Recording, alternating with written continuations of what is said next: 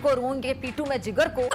शायद ज्यादा जो खतरनाक बात है वो यहाँ पर ये है, पाकिस्तान जो है एक जमहूरी मुल्क, एक आजाद मुल्क, आहिस्ता आहिस्ता दुनिया में ये भिखारी के नाम से कैसे मशहूर हो गया।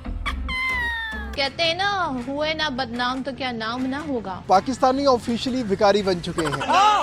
सुनते जाइए। पाकिस्तान के हाथ में भीख का कटोरा कैसे आया? तो भिखारी वो तो आपको बेहतर जानते, आपने मैं मांगने जाती थी जो मुझे पता है।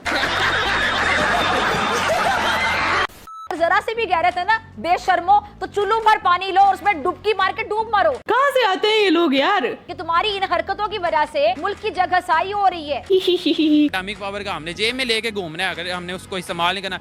ये शबराज इंडिया को दे दे, वो दिवाली पे चला ले, फिर हमसे तो बेहतर ये है ना कि इंडिया चला ले दिवाली पे। ये जो पाकिस्तान के बम बम बम की बातें करते हैं ना, आज तो पाकिस्तान का हालात ये है कि बम को संभालना कहाँ, वो भी उसके बस का रोग नहीं है।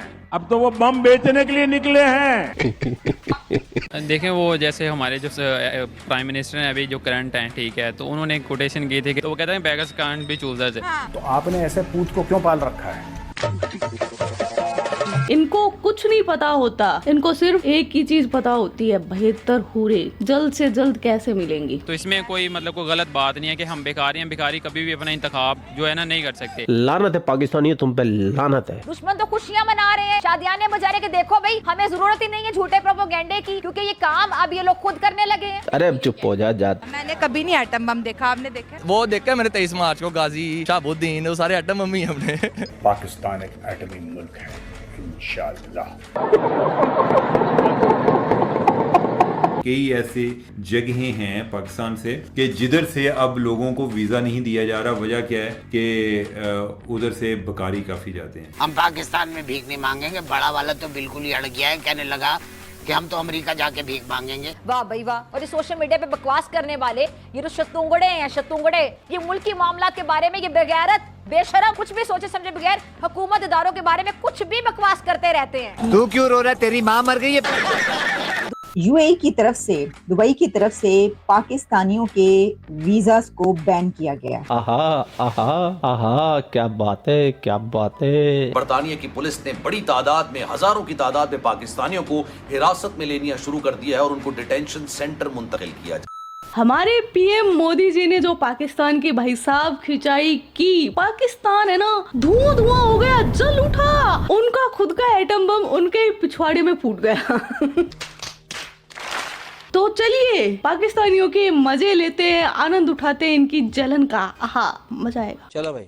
चाइना भी हमारा पड़ोसी है, वो तो ऑलरेडी सुपर पावर है। दूसरा पड़ोसी हमारा इंडिया आ गया, वो सुपर पावर बनने जा रहा है। उनके यहाँ इलेक्शंस भी, आज उन्होंने इतनी बड़ी रैली से उनके प्राइम मिनिस्टर ने हमारी एग्जांपल दी, बैड एग्जांपल कहा कि हमारा जो पड़ोसी मुल्क पाकिस्तान है 70 साल हाथ में ना बम का गोला लेके फिरता था, आज पूरी दुनिया में भीख का कटोरा लेके फिरे। जरा सुनिए। जिसके हाथ में बम का गोला रहता था, आज उसके हाथ में भीख का कटोरा है।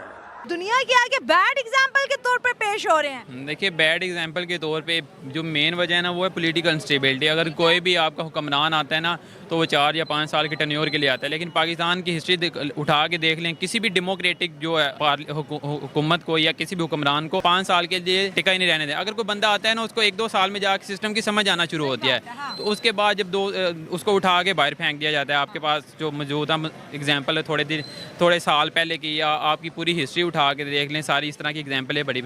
उसकी बाकी बात कर लें नरेंद्र मोदी की, तो उसने बिल्कुल हकीकत बयान किया कि हम कहते हैं कि हम एडमी पावर हैं, हमारी आवाम को सो कॉल्ड सा एक नारा और जज्बा दे दिया जाता है जी। इनके पास एक ही चीज है और वो है कटोरा। पाकिस्तान दुनिया में ऐसी कोई पावर नहीं जो पाकिस्तान को तबाह कर जाए।